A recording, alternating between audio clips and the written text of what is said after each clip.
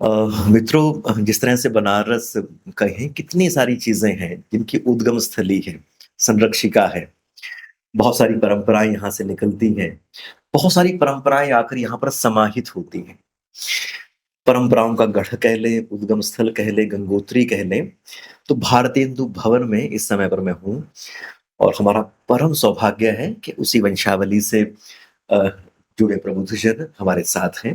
आइए उनसे भेंट करते हैं, भारतेंदु जी के विषय में जानते हैं, इस जगह के बारे में कुछ न कुछ जानते हैं, बनारस की कुछ बात करते हैं। प्रणाम। प्रणाम करते हैं जी। हम दीपेश चंद्र चौधरी हैं और हम भारतेंदु बाबू की वंश परंपरा में 5वीं पीढ़ी में आते हैं। वो ऐसे कि वो हमारे दादा के भाई थे। भारतेंदु बाबू को स्वयं एक कन्या थी, विद्यावती जी। तो उनका भी परिवार यहाँ है। साड़ी का उनका एक यहाँ बड़ा भारी व्यवसाय है। उनके 5 बेटे थे। हम लोग उनके भाई बाबू गोकुल चंद जी के वंशज हैं। जी।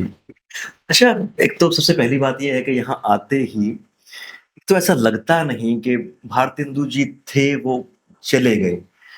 इस परिवार में आते ही, इस इतने सुंदर भवन में आते ही, ऐसा लगता है जैसे बिल्कुल भारतेंदु युग में पहुँच गए हों। और ना सिर्फ़ आपको दाखिल होते हुए लगता है, हम यहाँ पर बैठे हैं तो कभी ये ले रहे हैं, कभी वो ले रहे हैं। अभी हम कचौड़ी निपटा चुके हैं, उसके बाद एक मीठी लस्सी का है। तो वहीं आप एक आभा मंडल में पहुँच जाते हैं और ऐसा नहीं कि सिर्फ़ साहित्यिक रूप से भारतेंदु जी का ज़िक्र हो, उसको याद किया जाए। उनकी संपूर्ण परंपराओं के रूप में, समग्रता में उनको यहाँ पर महसूस किया जा सकता है। तो आप प्लीज़ ये बताइएगा कि जो ये परिवार है, तो इस भव्य भवन में कब आता है? ये परिवार, जैसे हम लोग का जो ये परिवार है भारतेंदु बाबू का, उनके परदादा बाबू फतेह चंद, ये 1757 बैटल ऑफ प्लासी के बाद कहा जाता है वो लोग वहां से मुर्शिदाबाद से यहाँ काशी आ गए। अब 1760 में आए, 1762 में आए, उसी के आसपास यहाँ काशी आए।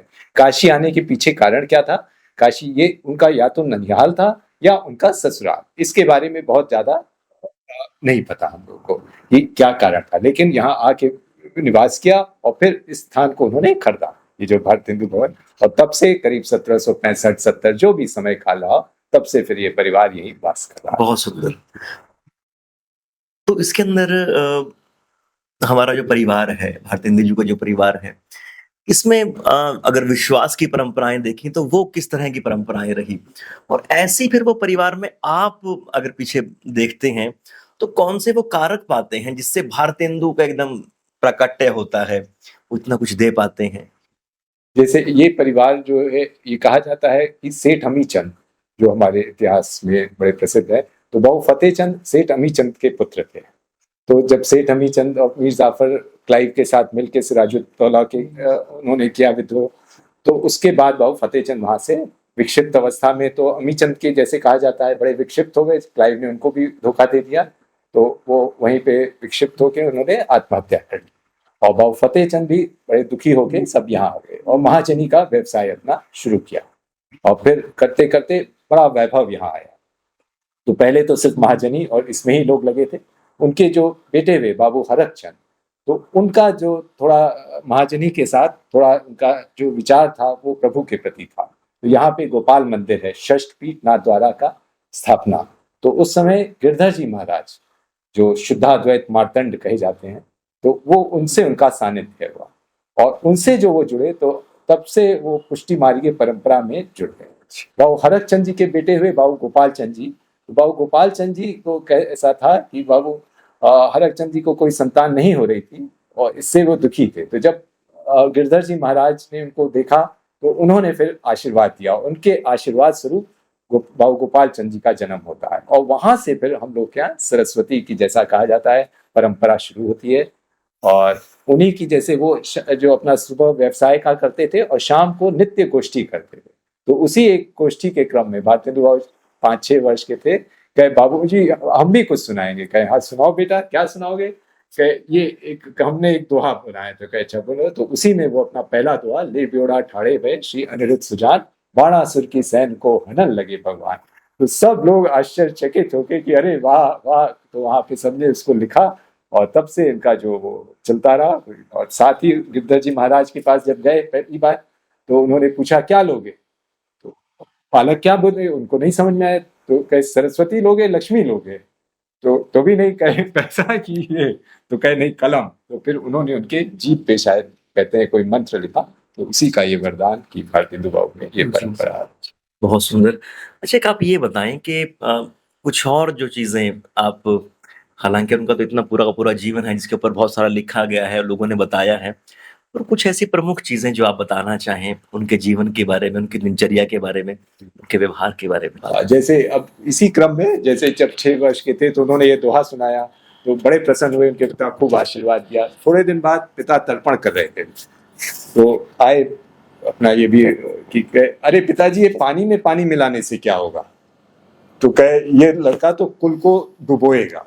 तो एक ही बालक के लिए दो समय में दो बातें, कि पानी में पानी मिला के, ये मतलब कुल की इसको कोई चिंता नहीं, ये तर्पण को नहीं समझ रहा है कि कितना ये हम अपने पूर्वजों को दे रहे हैं, और दूसरी तरफ थोड़े समय पहले उनको कह रहे हैं कि ये इतना जो है आशीर्वाद दे रहे हैं कि इतने छोटे उम्र में तुम जो है इतना बड़ी बात दोहा सुना रहे हो। इस तरह फिर उनका जीवन, जैसे आपको पता है 5 वर्ष की उम्र में उनकी माँ चली गई, 9 वर्ष में पिता का स्वर्गवास हो गया, तो फिर वो स्वच्छंद हो गए। लेकिन 13 वर्ष की अवस्था में जब वो जगन्नाथपुरी की यात्रा करते हैं परिवार के साथ, तब उसको कहिए उनका जो बदलाव, नव जागरण, जो वो बंगाल यात्रा हुई उनकी, रास्ते में ट्रेन से जो जा रहे थे उस समय, उस रास्ते में ही उन्होंने बंग भाषा सीखी।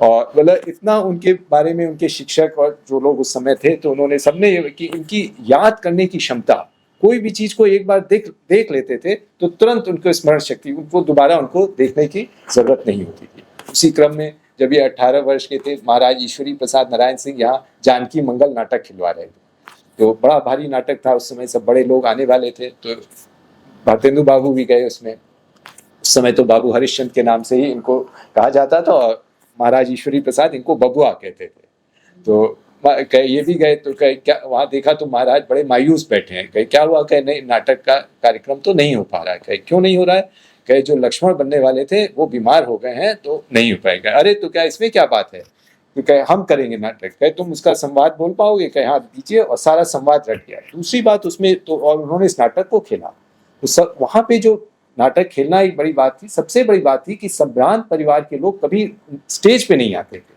तो उन्होंने इस मिथ को तोड़ा, और किसी भी काम को वो घबराते नहीं थे। जैसा आपने बताया कि वो मतलब जमीन स्तर पे भी उतर जाएं, बड़े से बड़े लोग हों, छोटे से छोटे, रथ यात्रा का मेला देख के लौट रहे हैं, वहीं नाली पे बैठ के लावण्य अपना जो है गा रहे हैं, लोगों के साथ घुल मिल गए।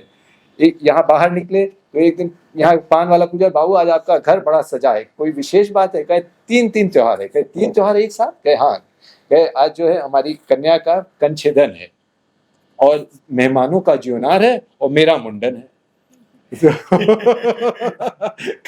तो इस तरह तो हर व्यक्ति से, चाहे वो इसी, जब वो ड्यूक ऑफ एडिनबर्ग यहाँ आए तो उनके वो गाइड बने, अंग्रेजों से बड़े प्रभावित। उनको लगा कि जो अंग्रेज आए हैं हम लोग को जो शिक्षा देंगे, हम लोग को आगे बढ़ाएंगे, हम लोग को अपनी चीजों के बारे में बता के हमको आगे बढ़ाने की कोशिश करेंगे। लेकिन जब देखा उन्होंने कि नहीं, उनका तो मुख्य उद्देश्य ये जो रेलगाड़ी चली, बड़े खुश हुए कि अब हमारा लोग एक दूसरे से जुड़ेंगे, सामान इधर। तो देखा कि रेलगाड़ी चलाने का मकसद लोगों को जोड़ना नहीं है, कच्चे माल को बंदरगाह पहुंचाना।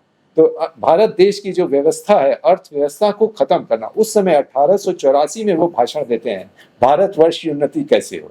तो उसमें कहते हैं कि हम जो लोग अपने देश का, स्वदेशी छोड़ के अपने विदेश का गुलाम है। यहाँ पे तुम लोग सब जो बैठे हुए हो, तो देखो पतलून तुम्हारी वहाँ अमेरिका से आई है, तुम ये जो यहाँ बत्ती जल रही है जर्मनी से आई है, कंघी जो इस्तेमाल करते हो फ्रांस से आई है, और घर की तो सिर्फ मूछ ही मूछ है। तुम सारे उद्योग अपने भूल गए हो। तुम याद करो उस हनुमान जी की तरह, तुमको अपना बल याद दिलाना होगा, कैसे तुम्हारे ऋषि मुनि उस समय झोपड़ियों में बैठ के बांस बल्ली की सहायता से ग्रहों की चाल को देख के बता देते थे। आज उस समय कोई 16 लाख रुपए में वहाँ इंग्लैंड में कोई टेलीस्कोप बना था, तो आज 16 लाख रुपए में वो टेलीस्कोप बन के लोग बता रहे हैं। और जो तुम्हारे ऋषि मुनियों ने कब से बताया, तो तुम अपनी सनातनी परंपरा, अपने पूर्वजों को याद करो, उस हनुमान जी की तरह अपने बल को याद करके पुनः अपने भारत को आगे बढ़ाओ। अपनी संतोषी प्रवृत्ति, जो आलस्य है, भारत एक समय सोने की चिड़िया, तो उसी से आलस्य आ गया, संतोष हो गया कि नहीं हम कुछ नहीं करेंगे, और इस तरह करके तुमने अपना सब कुछ त्याग दिया। तो भले ही दुर्योधन था, दुष्ट था, सब कुछ था, लेकिन कहा कि 1 इंच भूमि भी बिना लड़े नहीं देंगे। और तो मतलब उस समय पे जो पुनर्जागरण का पूरा पूरा दौर चल रहा था, एक विदेशी शासन हमारे सामने था, वो अपने आप को एक वैश्विक मॉडल के तौर पे सामने रख रहा था, और उसके जवाब में फिर एक स्थानीय मॉडल सामने रखा जा रहा था अपनी परंपराओं के रूप में, साहित्य के रूप में, अलग अलग तरह से उसके सामने एक विकल्प प्रस्तुत किया जा रहा था। तो जो हमारे यहाँ पे पुनर्जागरण भी हुआ, तो उसके एक तरह से बहुत बड़े पुरोधा रहे भारतेंदु जी। तो आप ये बताएं कि आपकी दृष्टि में वो क्या क्षण थे, वो उनकी क्या सोच थी, जिसकी वजह से उन्होंने जो स्थानीय लोक बोलियां हैं उनके साथ साथ फिर एक खड़ी बोली की तरफ वो मुड़ते हैं, और कैसे उनके दिमाग में वो डिजाइन ये आता है। बात आती जी। उन्होंने जब देखा अंग्रेजों का अत्याचार, तो उनको जैसे वो ऑनरी मजिस्ट्रेट बनाया अंग्रेजों ने उनको, कि आप जो है यहाँ पे अदालत में जाइए और देखिए कि कैसे मतलब मजिस्ट्रेट बन के आप फैसला दीजिए अपना। तो अदालत में गए तो उन्होंने देखा अदालत की जो भाषा है वो अरबी, फारसी में होता था उस समय, और अंग्रेजी में, और कहे आम आदमी की भाषा तो लोक भाषा जो है, तो अब उसको समझ में नहीं आ रहा है कि वो क्या है। तो जो आदमी आता है वो कुछ भी पढ़ दे, क्योंकि वो तो फारसी में लिखा हुआ है, और फारसी आम आदमी जानता नहीं, तो उसको पढ़वाने का उस समय 4 आना देना पड़ता था। तो वो नहीं जान रहा कि जो सरकार की जो नीति है, तो उनका कहना था कि सरकार की भाषा और आम जनता की भाषा एक हो, तब बातें आप तक पहुंच पाएंगी। नहीं तो सरकार कुछ बोलेगी, आप जब तक उसको समझ नहीं पाएंगे तो कैसे उस सरकार की भाषा को या सरकार की बात को आप समझ सकते हैं। अदालत ने आपके ऊपर कहा कि आप बस आ जाइए, तो उन्होंने कह दिया नहीं, आपके ऊपर तो FIR है, आप तुरंत आपको जेल हो जाएगी, तो इतना पैसा दीजिए। तो आप सरकार से एकदम डरे हुए हैं। तो जब आप सरकार से जुड़ेंगे, सरकार से कैसे जुड़े, तो आपकी भाषा। तो उन्होंने सोचा भाषा एक ऐसा माध्यम है जिससे आप आदमी को जोड़ सकते हैं। अब उस समय तो कुछ ऐसा था नहीं कि कैसे जोड़ा जाए, तो इसीलिए अखबार निकाला उन्होंने, जो है कवि वचन सुधा और हरिश्चंद्र मैगजीन, बाला भोगी, बच्चों लड़कियों के लिए। उन्होंने ये भी कहा कि सबसे ज्यादा जरूरी है लड़कियों की शिक्षा। क्यों?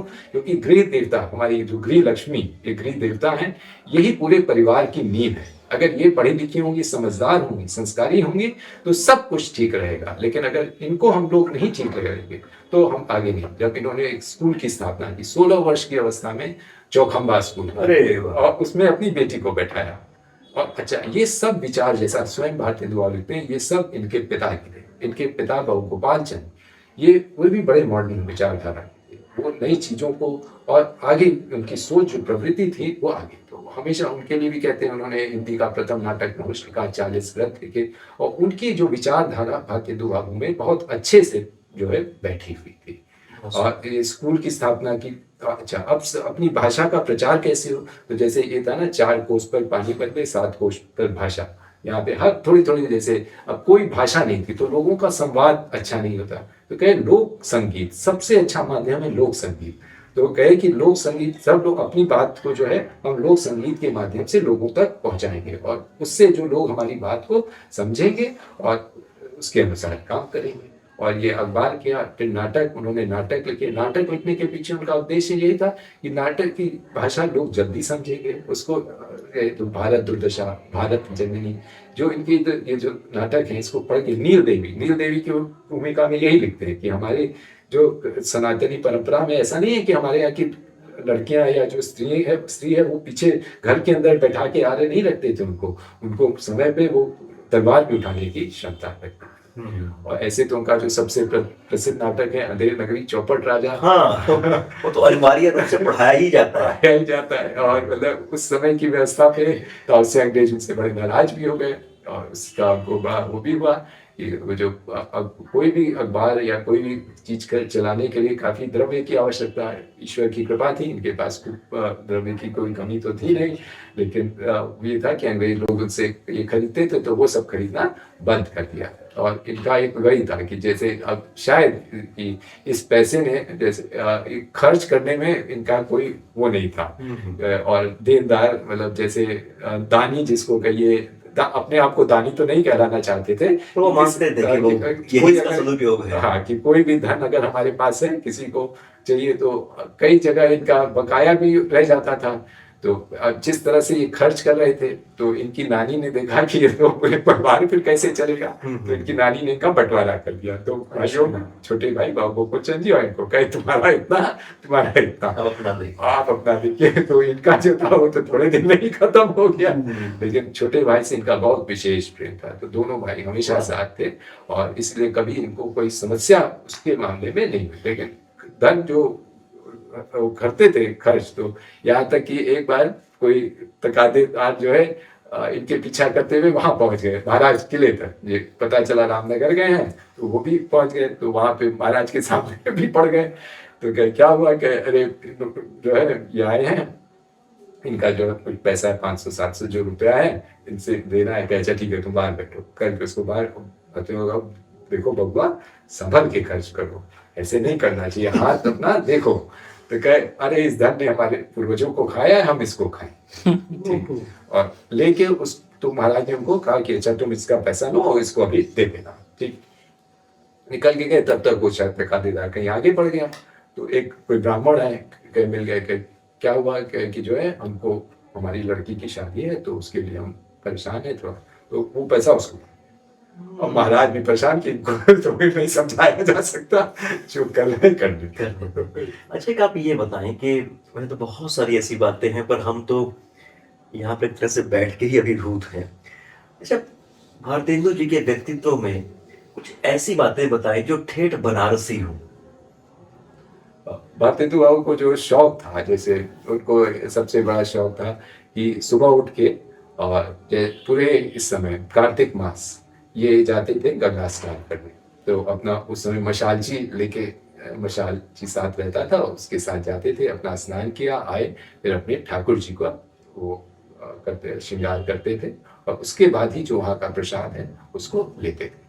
और उनको जो ठीक बनारसीपन का जो उनका वो था कि खुला हाथ था, कि मस्त मौला थे, किसी चीज की कोई चिंता नहीं, और कोई कुछ कहे तो उसके अनुसार काम करना, सबको साथ लेके चलना। जैसे ये इनको बहुत से कवि आते थे, कहे उनको सुनाना चाहते थे अपनी कविता या इस तरह, तो नहीं सुना पाते थे। तो बड़ी शिकायत रहती थी, कहा कि बाबू साहब सुनाना चाहते हैं आपको अपनी कविता, लेकिन नहीं। कहे ठीक है, ऐसा करते हैं, हम लोग का राम कटोरा में एक बगीचा है, तो कहे वहां पे अनवरत जो है वहां सब इंतजाम हम करते रहे और वहां पे चलता रहेगा। तो कहते हैं 7 दिन तक अनवरत चलता रहा, और सबका खाने पीने का वहाँ अपने आप में बिरला। और जो है सबने अपनी कविताएं सुनाई, सबने अपना जो भी जिसका जो मन था उसको किया, और उसके अनुसार अपना ये नहीं कि भाई अब खत्म, जब सबका हो गया कि हाँ भाई सबने सुना लिया अपना, तब उस काम को खत्म किया। और इत्र का बहुत शौक था इनको, और जहाँ भी जाए। जिस तरह से अपने बागों की वो लट देखते हैं, उसका क्या राज है? हाँ, जैसे घुंघराले बाग,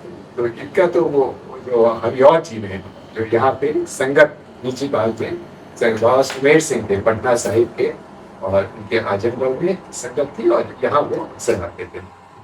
तो बाबा सुमेर सिंह से का बड़ा घनिष्ठ संबंध था। तो उसी एक संगत में 15 वर्ष के हरिऔर थे, तो वो आए उनसे, तब उन्होंने जो अपना लिखा है संस्मरण कि हम लोग बैठे थे, तब तक एक दिव्य मूर्ति जो है उधर दरवाजे पे प्रकट होती है, हाथ अपनी काली वो शेरवानी और रखा, गले का उस पर रखा हुआ, और हाथ में छड़ी, लेकिन मुंह में पान घुला हुआ, और अंदर प्रवेश करते हैं। उनको देखते ही बाबा सुमेर सिंह खड़े हुए, और दोनों ने एक दूसरे को संवाद में ही अपने एक दूसरे से बात किया, और फिर आके बैठे। कहीं मुंह खुला तो उसमें भपका जैसे केवड़ा जल, इतना गुलाब जल पान जो उनका था। एक बार शायद अतिशयोक्ति होगी, लेकिन कहा जाता है एक बार एक दिन में 700 बीड़ा पान खा गए, किसी से कोई बात नहीं, अपना जो है, और फिर वही उनके उसका कारण भी बना। अच्छा। और जब फिर उसमें एक हनुमान कवि थे, तो उन्होंने जो है एक कविता जो संगत में हरिऔर जी ही लिखते हैं कि संगत में हनुमान कवि के बहुत साहब बड़े दिन से आपको अपना सुनाना चाहते हैं, कवि सुनाओ। सुनाया कि तुरंत अपने हाथ में गिले की अंगूठी थी, उतार के उसको दे दिया तुरंत।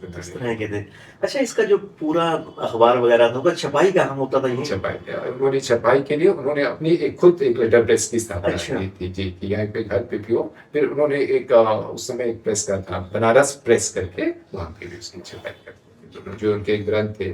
और फिर बाद में जब थोड़ा सा उनका कुछ ज़्यादा चीज़ें हो गई, तो वो बाबू रामदीन सिंह थे, खड़ग जी, विलास जी। प्रेस जो पटना में, तो वो इनके बड़े अभिन्न मित्र थे।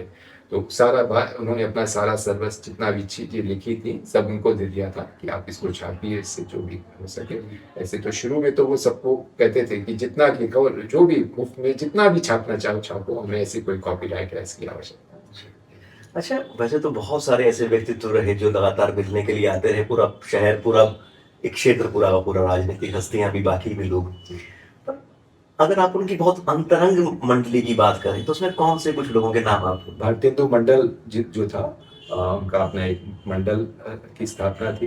तो उसमें इनके जो प्रेमधन जी मिर्जापुर में, बद्री नारायण चौधरी प्रेमधन जी, फिर प्रताप नारायण मिश्र कानपुर से, राधाचरण गोस्वामी जी से तो ओहो। बहुत ज्यादा उनका परस्पर था, बालकृष्ण भट्ट जी और रामशंकर व्यास जी, इन लोगों का इनका तो अच्छा, राधाचंद्र गोस्वामी जी से उनका पत्र व्यवहार भी बहुत सारा होता है। जी जी, उनका पत्र व्यवहार होता है, और हमेशा अपनी जो इनके अंदर की जो इच्छाएं, जैसे कोई प्रश्न होता था तो वो उनको लिख के भेजते थे, फिर उसका अभी हमें पीछे हम वृंदावन शोध संस्थान में गए तो वहां पूरी बात उन्होंने बताई, वो तो बड़ी वो रही। अच्छा, तो दूसरा एक ये है कि अब क्योंकि स्थान विशेष पे हम बैठे ही हैं, तो यहाँ पे वो कहाँ बैठते रहे, इस घर की कैसी व्यवस्था रही, इसके बारे में कुछ बताएं। ये ऊपर एक दीवान खाना हुआ करता है, यहाँ चढ़ के सीढ़ी चढ़ के। अब ये उनकी जो दौहित्र थे, वो ब्रिजमन दास, जिन्होंने साड़ी का बड़ा भारी व्यवसाय किया, तो उन लोगों को ये आवश्यकता थी जगह की, तो हम लोग ने वो स्थान उनको दे दिया कि ठीक है भाई, आप उनके परिवार के लिए हैं, तो उनको जगह के लिए, और हम लोग के लिए भी थोड़ा अच्छा ही हो गया कि वो लोग अपना यहाँ पे आए। तो साड़ी का तो ज्यादातर वो वहीं बैठा करते थे। तो जैसे अपनी एक कहानी, एक नाटक उसमें लिखते हैं, वो अधूरा ही रह गया था कि हम बैठे हैं नीचे, जो है लोग उनसे मिलने के लिए आ रहे हैं, लेकिन जो वो चौकीदार है जो वो बैठा है नीचे दरबार, तो वो पैसा लेके नहीं है तब तुमको मिलने देंगे, सब वो जान रहे हैं कि बाबू साहब से ऐसे नहीं मिलने देंगे तुम्हें। तो लेकिन तब भी फिर उनकी कहानियों के पात्र बन रहे हैं। बात बने। और वो जैसे एबी गैबी उनका है, तो उसमें गोपाल मंदिर की व्यवस्था के बारे में कि कैसे लोग वहाँ बात करते हैं, तो खुद ही पात्र बन के रामचंद्र करके लिखा। तो आजकल अगर हम देखें तो किस तरह से आप भारतेंदु जी की जो परंपराएं हैं, उनकी जो विरासत है, और बाकी भी लोग अगर कोई उनके ऊपर शोध करना चाहें, कुछ जुड़ना चाहें, कि किस तरह का आपकी तरफ से रहता है। असल में विरासत का तो ये है कि वो जो ये संभाल पा रहे हैं हम लोग सब आप लोग के कारण। आप जो आते हैं यहाँ, आप चाहते हैं कि यहाँ कुछ दिखे, और आप जो यहाँ देखते हैं और प्रसन्न होते हैं, तो हम लोग को यही लगता है कि ठाकुर जी की कृपा रहे, हम लोग इसको उसी तरह, जिस स्थिति में था उसी तरह इसको संभाल के रख सकें, जैसा हम लोग को भगवान करे, इतनी बुद्धि ठीक रखें हम लोग की कि यहाँ से कोई उनके प्रति उसके प्रति तो हम आश्वस्त हैं कि कुछ ना हो। कोई भी व्यक्ति आएगा तो इस परिवार का होकर रह जाएगा। अच्छा, हालांकि दुखदाई होगा, पर ये भारतेंदु जी के अंतिम दिनों का कुछ बताएं, वो कैसी अवस्था रही। भारतेंदु 1882 में उदयपुर गए, तो जब वहां गए तो वहां बीमार पड़ गए। वो जो रास्ता था उसका उन्होंने वर्णन भी किया है। उदयपुर में महाराज सज्जन सिंह से इतनी बड़ी घनिष्ठता थी, तो उनके पास जाना होता रहता था, तो उसी क्रम में गए थे। तो वहां से जब लौटे तो बहुत बीमार हुए, और जहाँ तक ये पान और ये खाने से, जैसा कहते हैं लोग कि शायद इनको तपेदिक टीबी हो गया, और चूंकि पान खाते थे तो लाल वो निकलता था, तो अब वो खून था कि नहीं समझ में आता, मालूम नहीं पड़ सकता। तो फिर लेकिन ठीक हो गए, फिर उसके बाद स्वास्थ्य ऊपर नीचे होता रहा, ठीक हो गए। फिर वही 1884 में ददरी मेला जो बलिया में लगता है, वहां गए, जाते हैं नवंबर, दिवाली के तुरंत बाद लगता है वो मेला।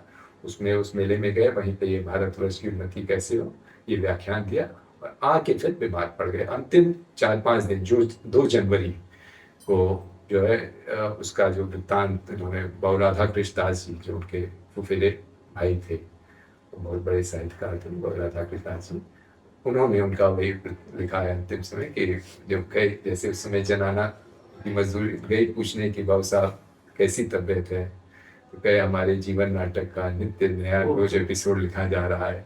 अब एक दिन वो हुआ, दर्द हुआ, फिर दूसरे दिन बात हुआ, और अब देखें लास्ट नाइट कब होती है। ओहो, बड़ा सुंदर वो उसका है कि आप पढ़ाते हैं। देखिए, ये बनारस की खूबी है कि यहाँ पर अपने जीवन को पूरे, मतलब उसको चराचर जगत को आदमी ऐसे देखता है, इधर दृष्टा है, यही दृष्टि यहाँ से मिलती है। आनंदवन तो इसका नाम है ही है, मृत्यु के देवता है, पर आप इस नगरी में आते हैं तो आनंद में रहते हैं, बहुत सारी बेफिक्री आप में आ जाती है। तो आज मित्रों ये था, हमारा परम सौभाग्य रहा, हमारा एक तरह से कहें तो बनारस आना सफल रहा। आप सबसे इतने प्रेम से भेंट हुई, आपका बहुत बहुत आभार। उनकी कीर्ति, उनका यश ऐसे ही बना रहे, और सुशांत भाई का बहुत सारा आभार, जिनकी वजह से भेंट संभव हो पाई।